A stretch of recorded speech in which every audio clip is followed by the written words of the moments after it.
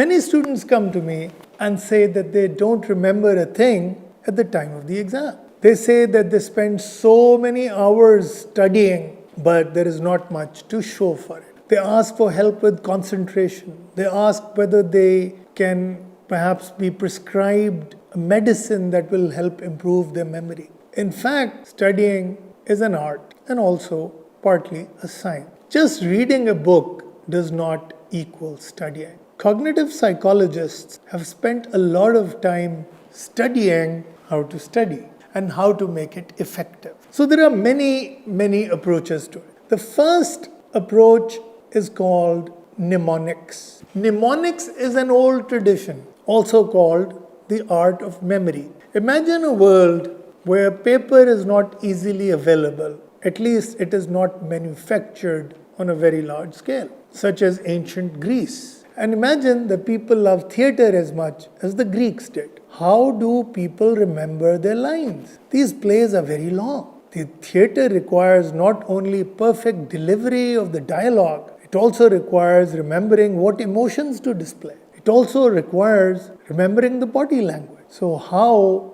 did people remember their lines? The secret was very simple. The artist rehearsed on the stage where they were supposed to put up the actual play and used memory tricks to help them remember the dialogue. So for instance, let's say I am that actor and I am trying to remember a line. And I'm supposed to look here and say, to be or not to be? That is the question. And on this side of the stage, let's say that there is a pillar. And what I would do is, I would close my eyes, imagine that pillar, imagine that statement written down, to be or not to be, and store it in that pillar. Visually, in my imagination, store that sentence into that pillar. So I come on the stage and I'm supposed to start saying, to be or not to be, when I look at that pillar. So I look at that pillar and I say, what do I take out of that pillar in my imagination? And it shows me to be or not to be. So it is a simple art of association through which I practice recall. And remember, so it is not so much the memory that is better, because memory has a very large capacity. The sentence is in my memory. The issue is, how do I recall it? So in order to recall it, I make an association with something that's physical, that's visible, and it's present, and it's useful at that particular time because it would be in front of me as a visual stimulus. And so on and so forth. So many people would just store different dialogues in different parts of the stage, in different parts of the audience, in different parts of the chairs or the stairs or what have you. A similar strategy is called a walk with the stars. Many people, when they're learning new vocabulary for a standardized test, take a walk outside in a pleasant environment and look at the night sky. They look at different combinations of stars and different combinations of constellations and store the word pairs, the vocabulary items in those different constellations. And the following day, they take a walk again and then try to retrieve those words and concepts from those stars. So you can see a lot of imagination is used in this kind of studying. But these techniques work for theater.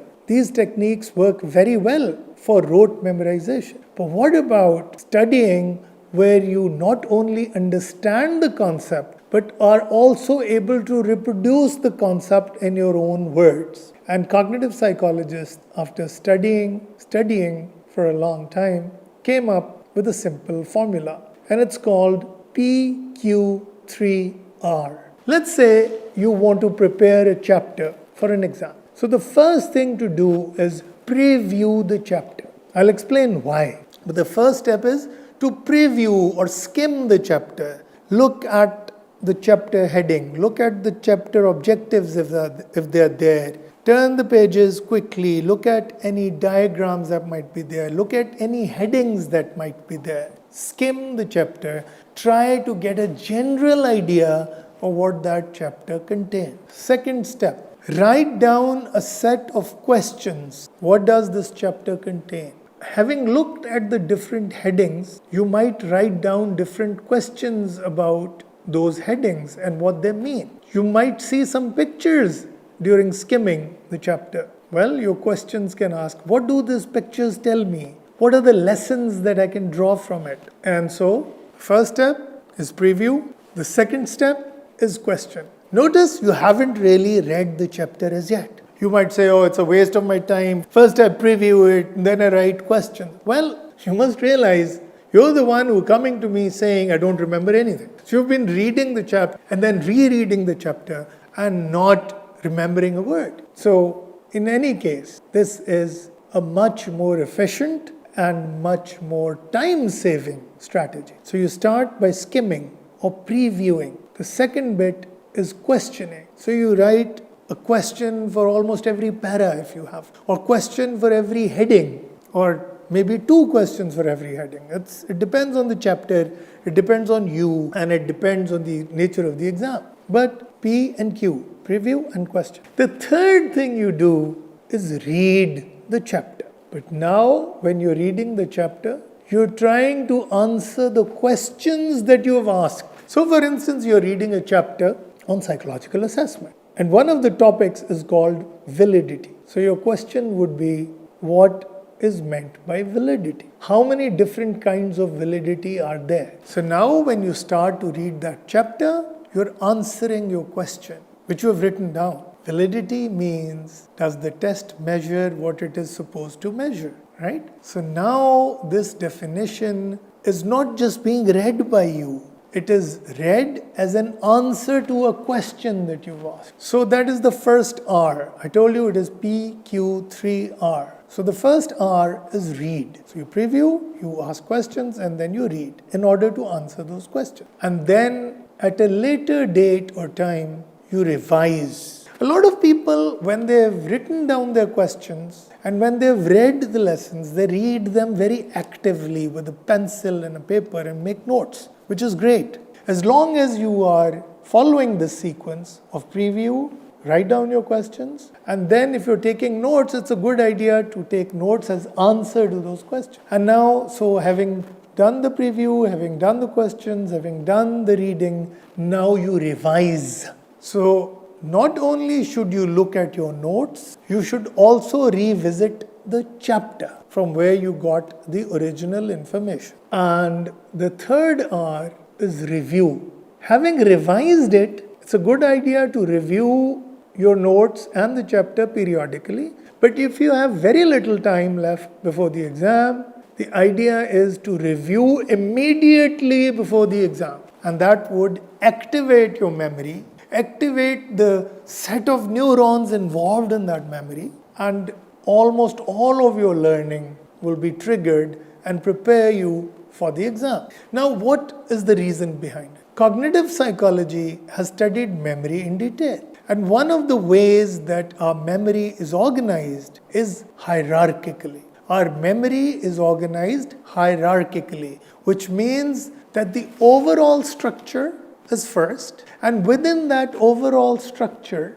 that chapter is stored in terms of headings. And those headings then have the relevant information and the charts and the pictures and the bar graphs with it. And then within each categories there is further detail. So because it is organized hierarchically, if we follow the same sequence while studying, the preview allows us to create those headings as these folders in which information is stored. And then as you open each folder, you are answering the question that you have written earlier. So that way it becomes very easy because now you have an accessible file system that you can access in order to recall the information and then reproduce it in the exam. Another very viable strategy is to combine left brain and right brain phenomena together.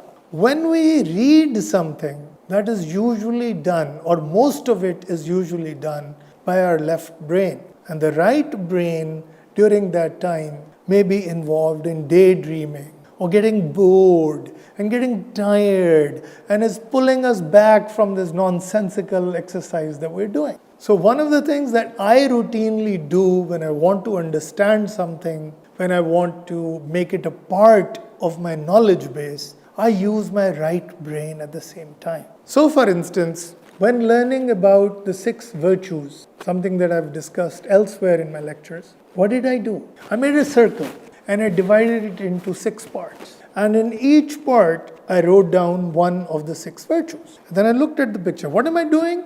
Drawing, understanding shapes and figures is the job of the right brain. Memorizing the 6 virtues is the job of the left brain. So when I'm doing both things at the same time, connections are being made of millions of neurons in between the right brain and the left brain. And that makes the information accessible to me. And I can tell you very easily and very quickly what those 6 virtues are, because I have not just rote memorized it using my left brain, I've also drawn a diagram to explain the virtues to me. Now within those 6 virtues, there are 24 different qualities. And if I draw them in different colors within each virtue, chances are I will not forget those 24 qualities either. And that is an advantage of knowing psychology when you're trying to study something. I hope you will use these ideas in your own studying. Good luck.